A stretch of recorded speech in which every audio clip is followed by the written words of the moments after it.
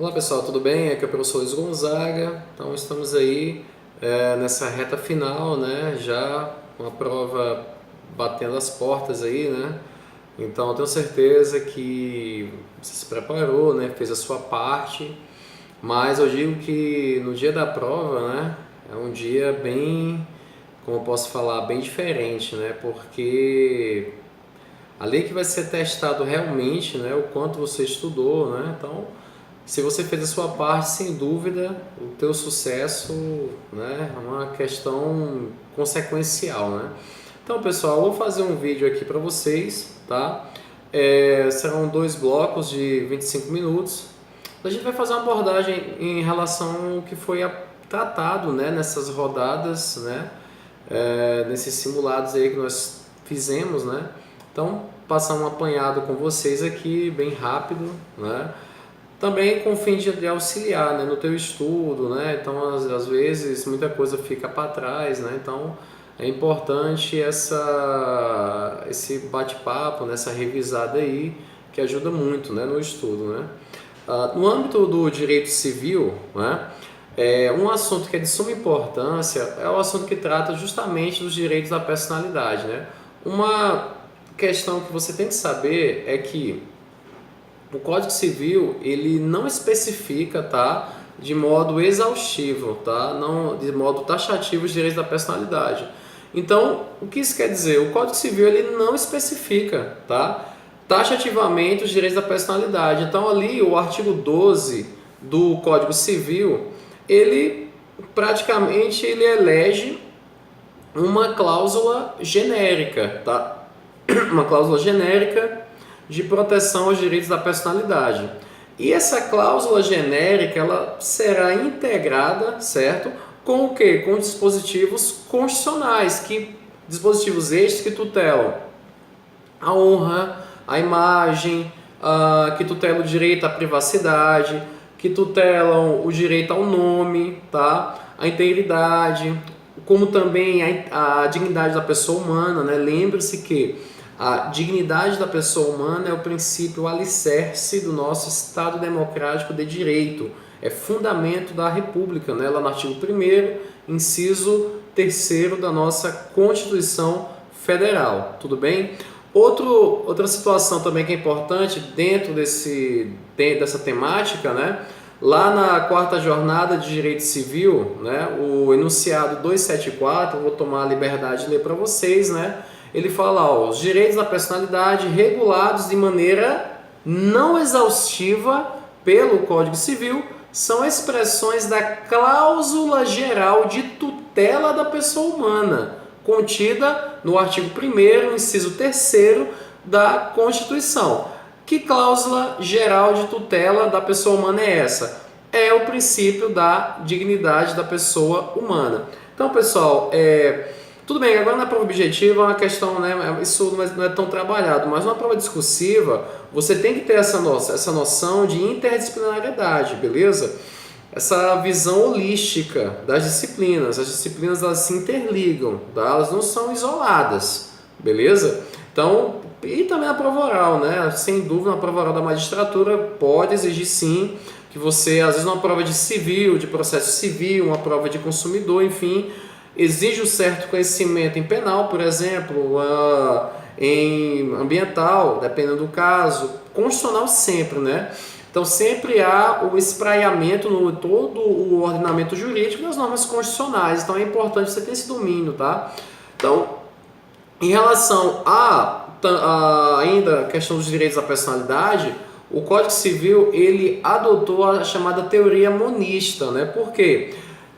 Pela teoria monista, né, o que é que ela prega? Os direitos da personalidade, eles formam, um só corpo, né? Então, pessoal, há apenas um direito geral com vários desdobramentos, tá? E esses desdobramentos estão regulados em lei. Simples assim. Então, não há uma especificação dos direitos da personalidade de modo taxativo, como já foi falado. Então, se não houver uma tipificação de um ou outro direito da personalidade, então podemos, certo, buscar proteção nas cláusulas genéricas lá previstas no artigo 12 do Código Civil, como também os artigos 1º, inciso 3º da Constituição Federal, que trata justamente da dignidade da pessoa humana, artigo 3º, inciso 4º, também da Constituição Federal, artigo 4º, inciso 12, o caput do artigo 5º da nossa Constituição Federal, que trata, né, justamente do princípio da isonomia, né,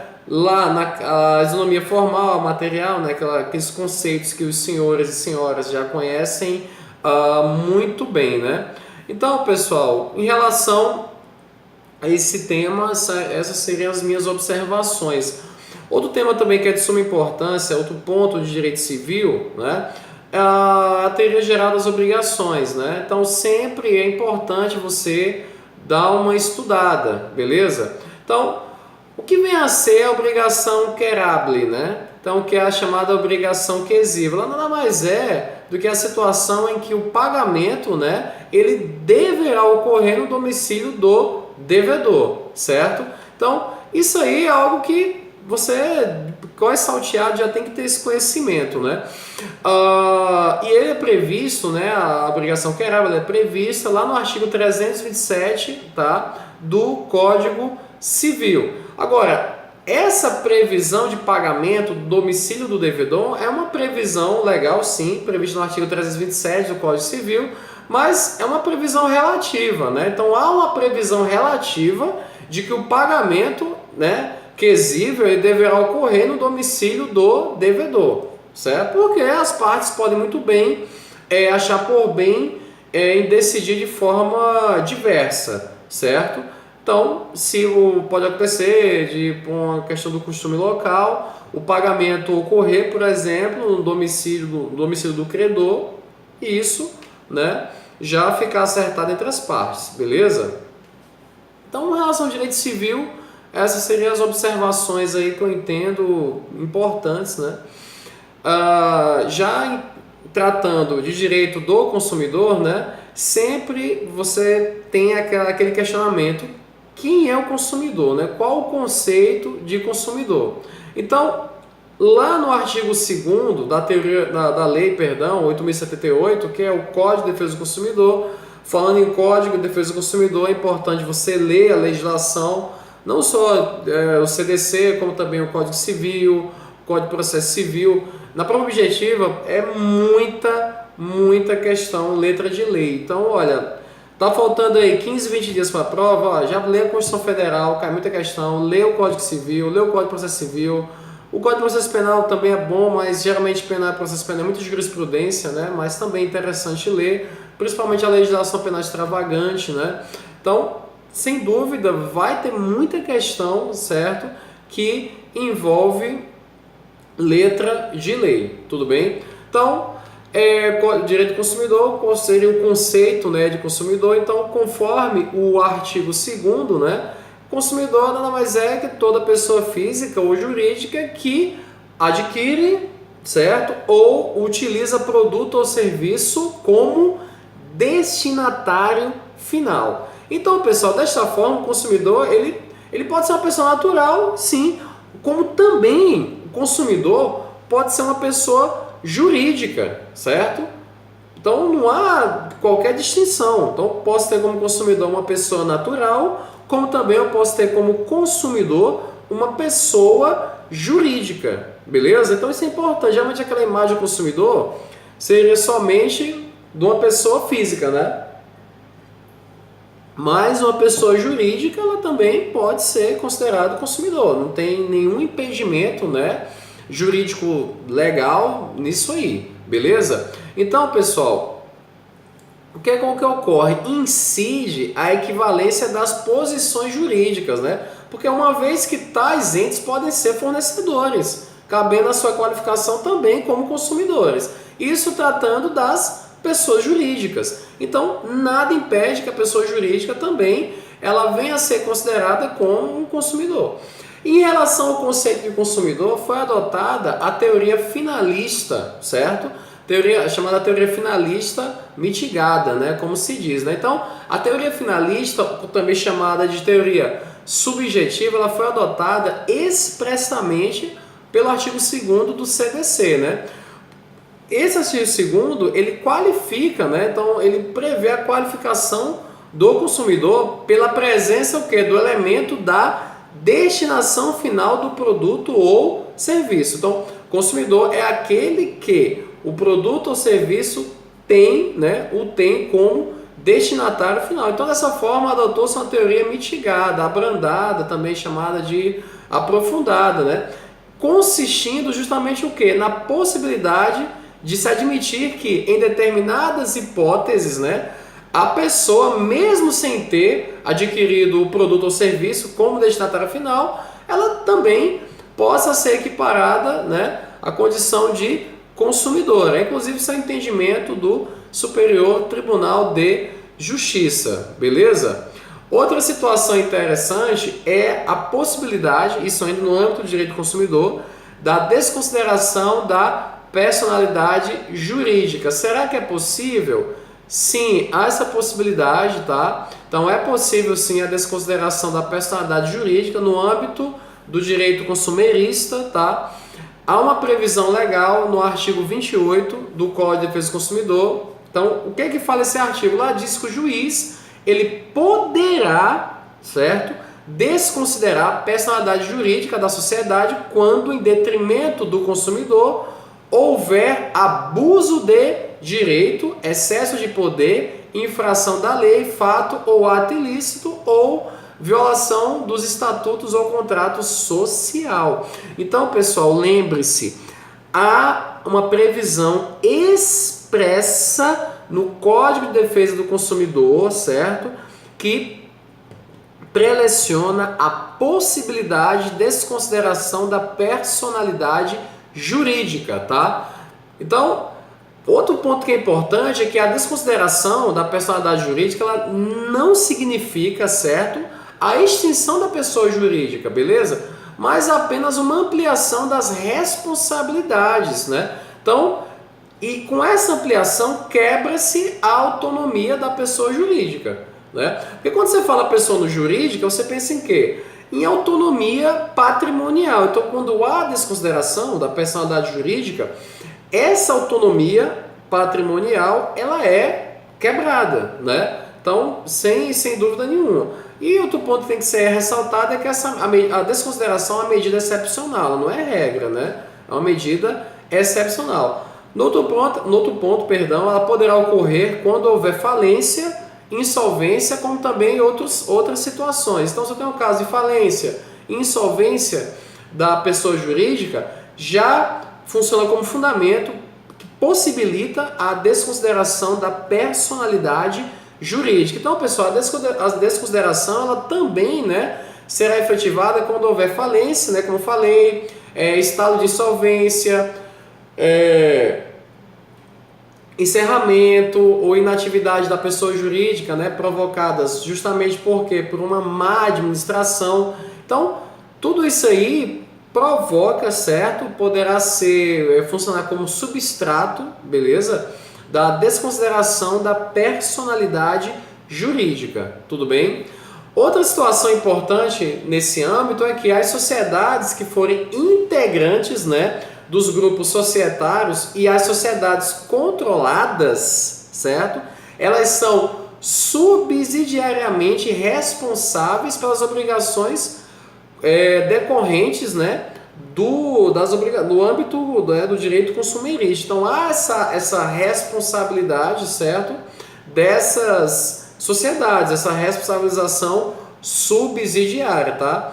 Outro ponto importante é que as sociedades consorciadas, elas são sociedades consorciadas, tá? Elas são solidariamente responsáveis pelas obrigações que forem decorrentes também, certo, do direito consumerista. Outro ponto é que as sociedades coligadas só responderão por culpa, tá? Então, tudo isso, pessoal, envolve justamente o que? A desconsideração da personalidade jurídica no âmbito do Código de Defesa do Consumidor, beleza? Então, um ponto aí que, sem dúvida alguma, pode ser cobrado na sua prova, né? Vocês devem estar tudo cansados de estudar, né? Imagina aí.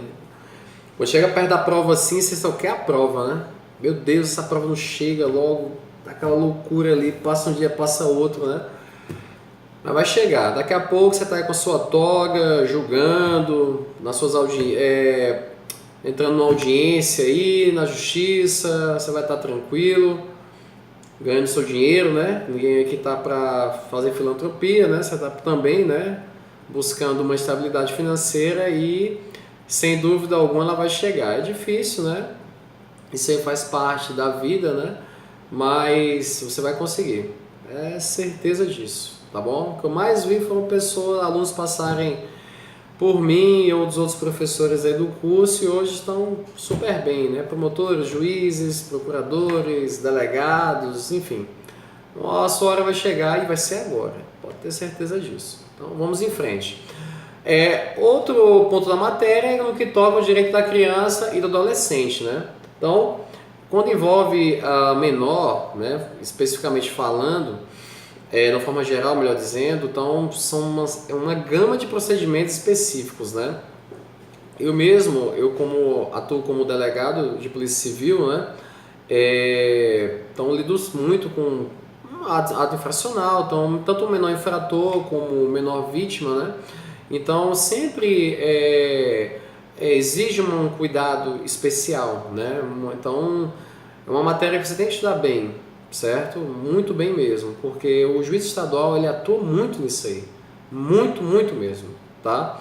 Às vezes eu vejo os juízes, de uma forma geral, tem muitas dúvidas quando envolve menor, exceto quando é um juiz que só trata daquilo, né? Um juiz da vara da infância, da juventude, não, ele tem um conhecimento. Geralmente os outros têm muitas dúvidas, né? Tira até dúvidas comigo às vezes, né, doutor, o que é que o senhor acha aí e tal.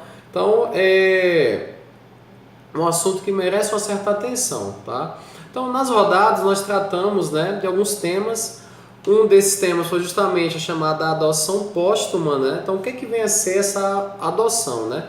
Então, a adoção póstuma, né, o ECA, né, ele traz justamente o que? A possibilidade expressa de que a adoção ela seja levada a efeito ainda que o adotante venha a falecer no curso do procedimento. Então isso é a chamada adoção póstuma. Está lá no artigo 42, parágrafo 6º, né, da Lei 8.069/90, que é o ECA. Então há a possibilidade, a adoção póstuma, ela é possível. E outra coisa, ela é possível mesmo que o adotante ele morra, mesmo que ele venha a óbito antes de iniciar o processo de adoção. Isso, claro, em situações excepcionais, né?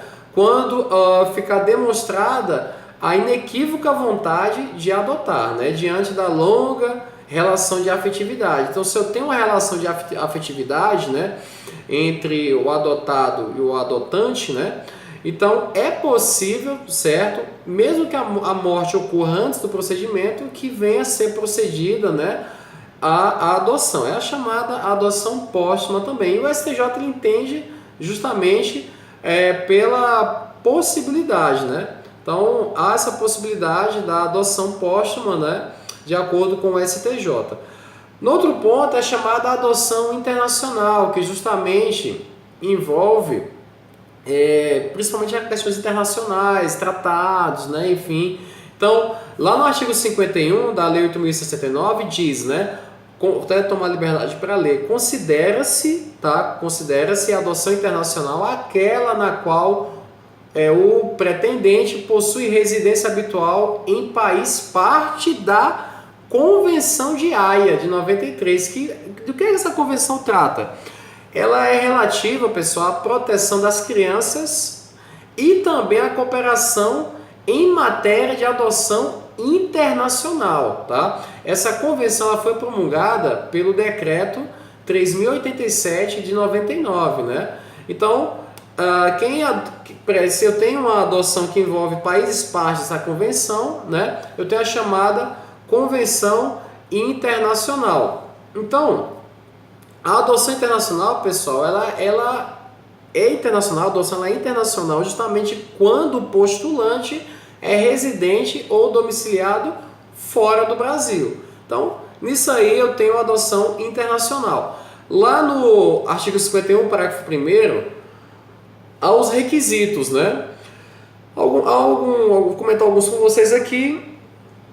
Um deles é que a colocação em família adotiva é a solução adequada, né? O caso concreto, tá? Às vezes há um conflito familiar, realmente a colocação em família adotiva é a melhor opção, né? Sempre visando, né, até aquele princípio da tutela do melhor interesse, né, da criança ou do adolescente, né? Então sempre em buscar o melhor interesse, né, da criança ou adolescente. Outro requisito é desde que sejam, né, esgotadas todas as possibilidades de colocação da criança ou adolescente em família adotiva brasileira, né, com a comprovação, lógico, desde tudo isso certificado. Então, não há possibilidade de o adotado, né, ser colocado em família brasileira. Então, se não há essa possibilidade, então autoriza-se sim a adoção internacional, tá? Outro ponto aqui também importante é que, em se tratando, né, de adoção de adolescente, que este seja consultado pelos meios adequados, né, de acordo, lógico, com o seu estágio de desenvolvimento. Então, o adolescente, ele tem que ser consultado, né? Por exemplo, um adolescente de 12, 13 anos.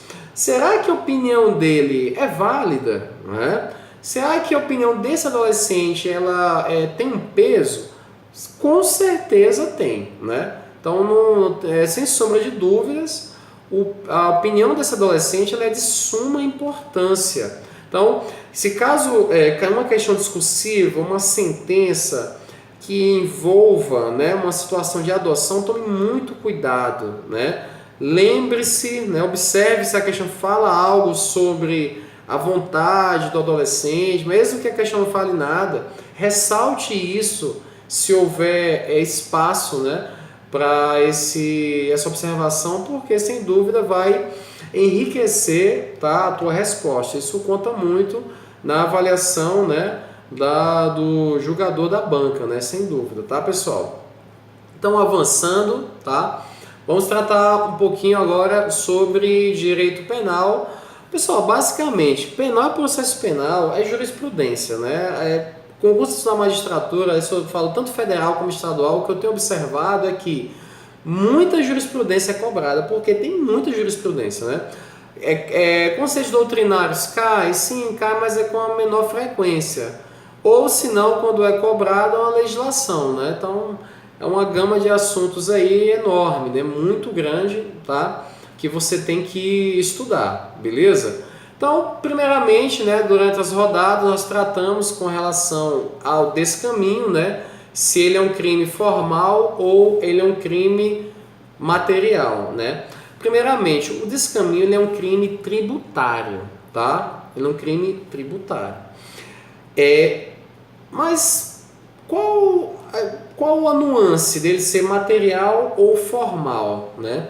A questão é que se eu falo que é um crime material, eu tenho de aguardar, certo, todo o processo administrativo para a constituição definitiva do crédito, para aí sim haver, melhor dizendo, a materialidade delitiva, certo? Mas o que prevalece é que o descaminho, certo? Ele é um crime tributário formal. Então, o descaminho ele é um crime tributário formal. Logo, para que seja proposta a ação penal por descaminho, pessoal, não é necessária a prévia constituição definitiva do crédito tributário. Então, nessa hipótese, na hipótese do descaminho, não se aplica, certo, a súmula vinculante 24 do Supremo Tribunal Federal. Então, o que é que essa súmula diz? O que é que ela fala? Abre aspas, fala lá, não se tipifica crime material contra a ordem tributária antes do lançamento definitivo do tributo. Então, se eu passo a entender que o descaminho é um crime material, tem que aguardar todo o processamento, né, do lançamento, da constituição do crédito, para aí sim ser iniciada a ação penal. Então, e o descaminho, ele é importante que se diga, né? Ele é um crime que se consuma com o ato de iludir o Estado quanto ao pagamento dos tributos devidos. É um crime justamente, né, de competência da Justiça Federal. Então isso é importante também ser falado, tá? Outro ponto importante em relação, dentro do assunto de direito penal, direito penal do inimigo, né? Então, é um assunto que envolve um pouco de criminologia, né? Então, o que é que ele fala, né?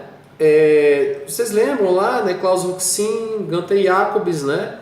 Então, Jacobs e Roxin têm entendimentos diversos em relação à função do direito penal. Então, qual seria a função do direito penal? Tutelar bens jurídicos ou tutelar a norma, né? Roxin diz que a função do direito penal seria o quê? Tutelar bens jurídicos, é o chamado funcionalismo teleológico. Então, a finalidade do direito penal seria tutelar bens jurídicos. Já em relação a Jacobs, ele fala o seguinte, olha, o direito penal ele não tem a função de tutelar bens jurídicos, porque quando o direito penal ele é acionado, o bem jurídico já foi violado, então não há mais o que tutelar, certo? Então o que fazer nesse momento? Dever-se o quê? Impregnar, certo? O direito penal ele vem a ser aplicado com toda força, visando o quê? Justamente manter a estabilidade do sistema, visando tutelar a norma penal. Então, nesse caso, eu teria o que? O chamado funcionalismo sistêmico, né? Então, primeiramente, a função do direito penal seria o quê? Tutelar bens jurídicos. E tratando do direito penal do inimigo, né? Há uma distinção entre o cidadão e o inimigo. Então, o inimigo, pessoal, é quem se afasta de modo permanente do direito e ele não oferece garantias de que vai continuar fiel à norma. Então, o inimigo ele não se subordina às normas do direito. Ele só se subordina à coação, né? Sendo esta a única forma de combater, né, a sua periculosidade. Então, esse é o inimigo. Então, essa separação. Já o cidadão é aquele que aceita as normas vigentes no contrato social, né? E se dispõe a cumprir tais normas. Então, esse cidadão ele pode até infringir alguma norma, mas os seus direitos de cidadão acusado, esses direitos serão preservados, serão tutelados. Então, há um direito penal para o inimigo, que é mais rígido, e há um direito penal para o cidadão, beleza? Outro assunto que é de suma importância, que nós vamos comentar no próximo bloco, né? Seria em relação ao princípio da insignificância no direito penal. Então, no próximo bloco eu inicio com vocês falando sobre ele, tá bom, pessoal? Grande abraço, até o próximo bloco, né?